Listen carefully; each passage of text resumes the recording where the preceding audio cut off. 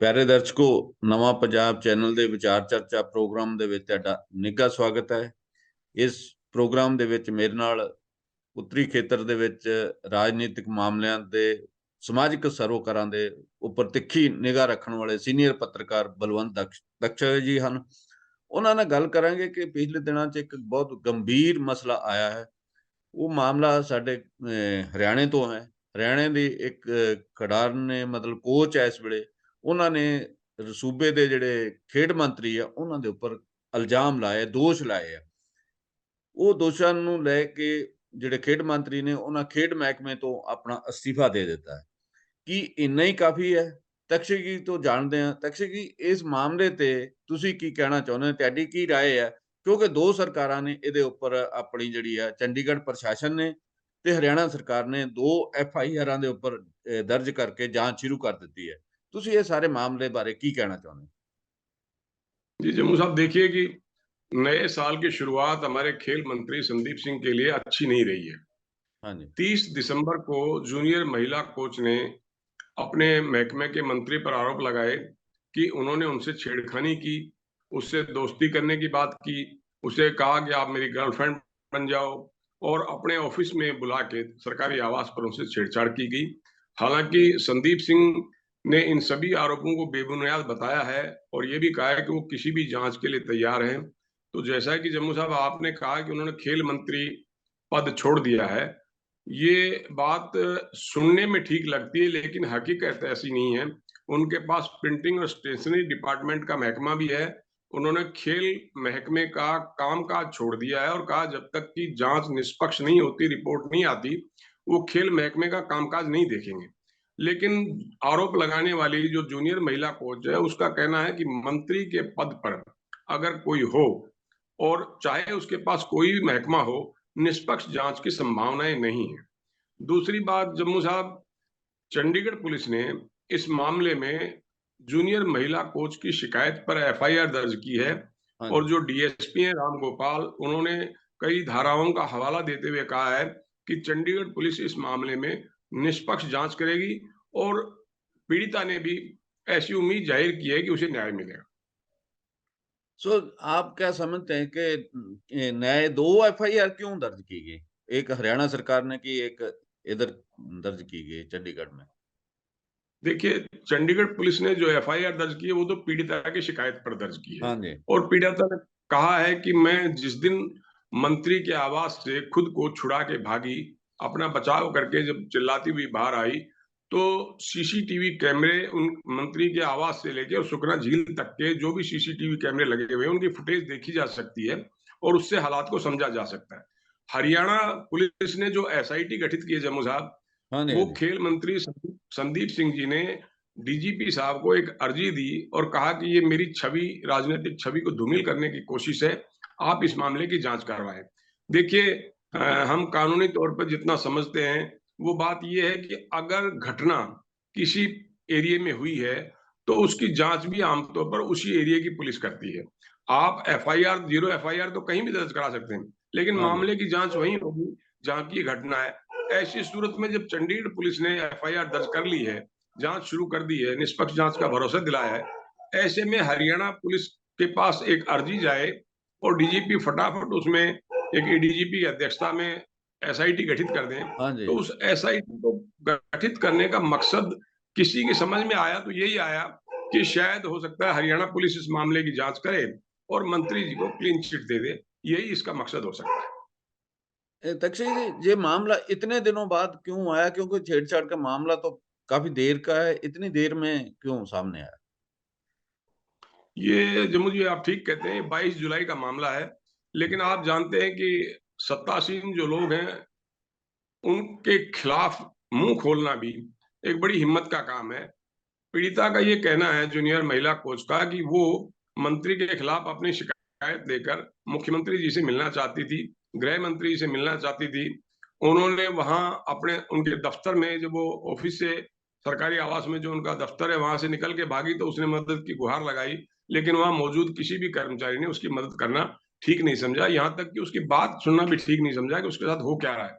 और मुख्यमंत्री से मिलने की कोशिशें, गृह मंत्री से मिलने की कोशिशें, DGP से मिलने की कोशिशें जब नाकाम रही, तब वो जो विपक्ष के नेता रहे हैं और इनेलो के प्रधान महासचिव हैं अभय सिंह चौटाला, उनसे मिली और अभय सिंह चौटाला ने ये कहा कि आपकी समस्या जो है वो लोगों तक आनी चाहिए, आपको हिम्मत दिखानी पड़ेगी, प्रेस से बात करनी पड़ेगी, हम भी आपके मुद्दे को उठाएंगे, आपके साथ जो ज्यादती हुई है उससे सरकार का ध्यान खींचने की कोशिश करेंगे। तब उस महिला कोच ने उन्हीं के आवास पर एक प्रेस कॉन्फ्रेंस करके बताया कि मेरे साथ 22 जुलाई को एक घटना हुई थी, मंत्री जी ने मुझसे दोस्ती करने का आग्रह किया था। उसने ये भी बताया कि मंत्री जी ने ये कहा उनसे कि आपकी जो नियुक्ति होनी थी खेल विभाग में जूनियर कोच के पद पर, वो खेल निदेशक ने आपका नाम काट दिया था, लेकिन मैंने आपका नाम जुड़वा दिया है। और महिला कोच का ये भी दावा था कि मंत्री जी ने चुनाव जो नतीजे आने थे नियुक्ति के, उससे कुछ दिन पहले उनको एक लिस्ट भेजी थी जिसमें महिला कोच के अलावा दूसरे जो नियुक्त हुए थे उन कर्मचारियों के नाम थे। और बाद में जब वो लिस्ट जारी हुई तो वो लिस्ट ज्यों की त्यों सही पाई गई। इसका मतलब ये था कि मंत्री जी ने एक उम्मीदवार को क्यों वो लिस्ट भेजी और क्यों डायरेक्टर के बारे में ऐसा कहा कि आपका नाम काट दिया था लेकिन मैंने फिर से जुड़वा दिया है। तो जिस महिला की मंत्री मदद करना चाहते हो, आप समझ सकते हैं कि वो महिला मंत्री के खिलाफ ही आरोप लगाएगी, तो कहीं ना कहीं कुछ उसके साथ गड़बड़ हुई होगी। और मंत्री जी ने उनको जब अपने आवास पे बुलाया था तो किस काम के लिए बुलाया था, वो उस पीड़िता ने खुद टीवी कैमरों के सामने इसका खुलासा किया है। पीड़िता ये भी कह रही है कि उसकी जान को खतरा है, क्या आप मानते हैं? ऐसा है कुछ? देखिए, उसको उसने आरोप लगाया कि उसे धमकियाँ मिलती रही हैं, इंस्टाग्राम पे धमकियाँ मिली हैं, मोबाइल पर धमकी मिली हैं और उनकी जान को खतरा वो अपना इसलिए मानती हैं कि वो एक ताकतवर आदमी के खिलाफ लड़ाई लड़ रही हैं। हालाँकि चंडीगढ़ पुलिस ने उनको सुरक्षा मुहैया करा दी है। ऐसी सूरत में जब ये मामला इतना उछल जाए, तो मुझे जम्मू साहब लगता नहीं कि कोई उन पर शारीरिक हमला करेगा, उनकी जान लेने की कोशिश करेगा।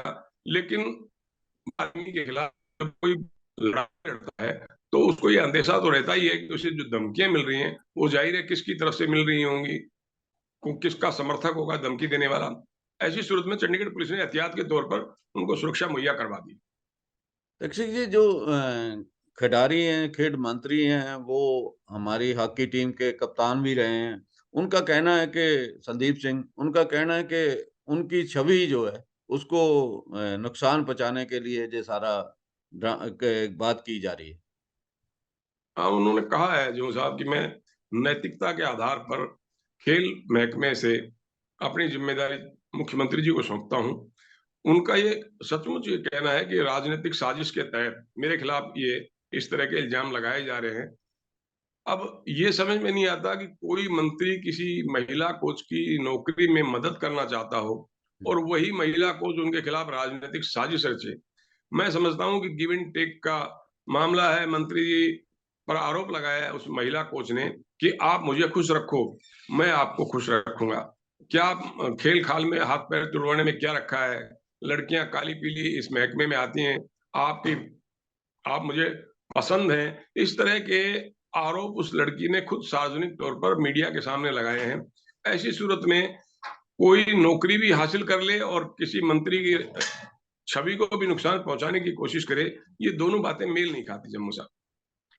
ये दक्षिण जी, ये मामला काफ़ी सीरियस है। हरियाणा के मुख्यमंत्री और उन बीजेपी के प्रेज़िडेंट की अभी तक कोई प्रतिक्रिया आई है, जबकि जो विपक्ष की पार्टी हैं, उनका क्या माँग है? वो माँग करती रही हैं कि इनके खिलाफ कार्रवाई हो। हाँ, निश्चित तौर पे देखिए, अभी वो हाल ही में अम्बाला में गृह मंत्री अनिल विज साहब से मुलाकात करने में सफल रही हैं। उन्होंने अपना पक्ष उनके सामने रखा है और निष्पक्ष जांच की मांग की है। लेकिन अभी तक इस मामले पर मुख्यमंत्री मनोहर लाल जी या भारतीय जनता पार्टी के प्रदेश अध्यक्ष ओम प्रकाश धनखड़ साहब की तरफ हाँ से जी। कोई प्रतिक्रिया नहीं आई है।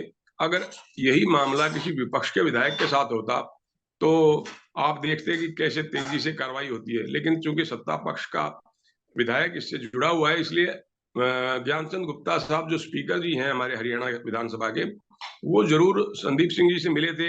1 घंटे तक उन्होंने उनके आवास पर बातचीत की है। काफ़ी संदीप सिंह लंबी-चौड़ी का पक्ष बातचीत सुना हुई है थी।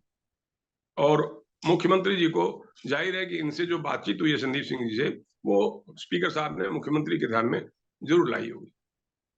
तो विपक्षी पार्टी तो सख्त कार्रवाई की मांग कर रहे हैं, क्या जांच के पहले ये कार्रवाई हो, या कैसे आप इसको मानते हैं, कैसे कार्रवाई हो? देखिए, हम तो यही मानते हैं, अभी तक जो देखते आए हैं, जिस सत्तासीन व्यक्ति पर आरोप लगते हैं, अगर वो नैतिकता के आधार पर सचमुच मंत्री पद से इस्तीफा देता है, तो हम निष्पक्ष जांच की उम्मीद रख सकते हैं।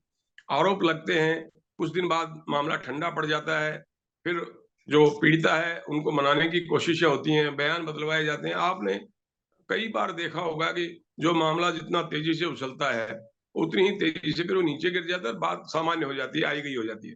लेकिन इस पीड़िता ने तो चेतावनी दी थी पुलिस को शिकायत देते वक़्त कि अगर उनकी शिकायत पर एफआईआर दर्ज नहीं हुई, मंत्री के खिलाफ कोई कार्रवाई नहीं हुई, वो गिरफ्तार नहीं हुए, तो वो धरने पर बैठ जाएँगी। और चंडीगढ़ पुलिस ने भी बिना देर किए जम्मू साहब एफआईआर दर्ज कर ली है। अब वो कब तक जाँच पूरी होगी, कब तक वो रिपोर्ट आएगी, रिपोर्ट आने पे सरकार कार्रवाई करेगी कि नहीं करेगी, ये मुख्यमंत्री पर निर्भर करेगा। हालाँकि विपक्ष ने तो यही कहा है कि मंत्री से इस्तीफा ले लेना चाहिए, ताकि जाँच कहीं से भी प्रभावित होने की कोई गुंजाइश ना बचे। तो आप क्या सोचते हैं, सारे मामले में कैसे आगे बढ़ेगी जांच? मैं तो जम्मू साहब यही कहूँगा कि कोई भी महिला इस तरह से इतनी ताकत के साथ बाहर तभी आती है, जब उसे लगा हो कि सरकार में सुनवाई के रास्ते बंद हो गए हैं, मंत्री से लड़ना उसके लिए मुश्किल है, उसका तबादला भी कर दिया गया था। जहाँ तबादला किया गया, वहाँ वो खेल की उस तरह की सुविधाएँ नहीं है जो उनको चाहिए। और महकमे के एक डिप्टी डायरेक्टर थी, उन्होंने भी इसी महिला को कटघरे में खड़ा करने की कोशिश की। वो आप समझ सकते हैं कि उसकी प्रेस कॉन्फ्रेंस प्रायोजित रही होगी सरकार की तरफ से, मंत्री की तरफ से, डायरेक्टर की तरफ से, जिससे भी हुई होगी। और सार्वजनिक जो मीडिया के सामने जब वो आई, तो बहुत सारे सवालों के जवाब नहीं दे पाई। फिर उस डिप्टी डायरेक्टर ने ये भी कहा कि मैंने तो कोई प्रेस कॉन्फ्रेंस नहीं बुलाई थी। इस लड़की का व्यवहार ही इतना रूखा है कि मतलब उन्होंने एक तरह से लड़की को ही कटघरे में खड़ा करने की कोशिश की। तो जम्मू साहब ये सब चीजें चलती रहती हैं। जब आप लड़ने के लिए मैदान में उतरते हो, तो उसने कहा कि मेरे कैरेक्टर असोसिनेशन की कोशिश की जाएंगी, की जा रही हैं, और दूसरा उस पर करोड़ों रुपए लेकर मंत्री पर आरोप लगाने के बात कही जा रही है। लेकिन ये दोनों चीजें बिल्कुल बेबुनियाद हैं। अगर मेरा कैरेक्टर ही जो है मुझे सबसे ज्यादा मजबूती देता है, इसीलिए मैं मैदान में आई हूँ, और मैं आखिर तक न्याय मिलने तक लड़ाई लड़ूंगा। तो जितना इस जूनियर कोच ने स्टैंड लिया, उससे तो लगता है कि जांच मेरा कल करनी पड़ेगी, उसको इंसाफ देना ही पड़ेगा। निश्चित तौर पे मैं समझता हूँ कि वो अगर अपने बयानों पर कायम रहती हैं, जो उनके साथ बीता है, पुलिस के सामने वो उसको ठीक से रखती हैं, तो मंत्री जी की भले ही कोई कार्रवाई उनके खिलाफ हो ना हो, लेकिन एक सार्वजनिक तौर पर जो छवि जो उनकी होती है राजनेता की, वो तो निश्चित तौर पर उस पर आँच आएगी। तो तक्षक जी, आपका हमारे शो में जुड़ने के लिए बहुत-बहुत धन्यवाद। Thank you very much. शुक्रिया जम्मू साहब, शुक्रिया।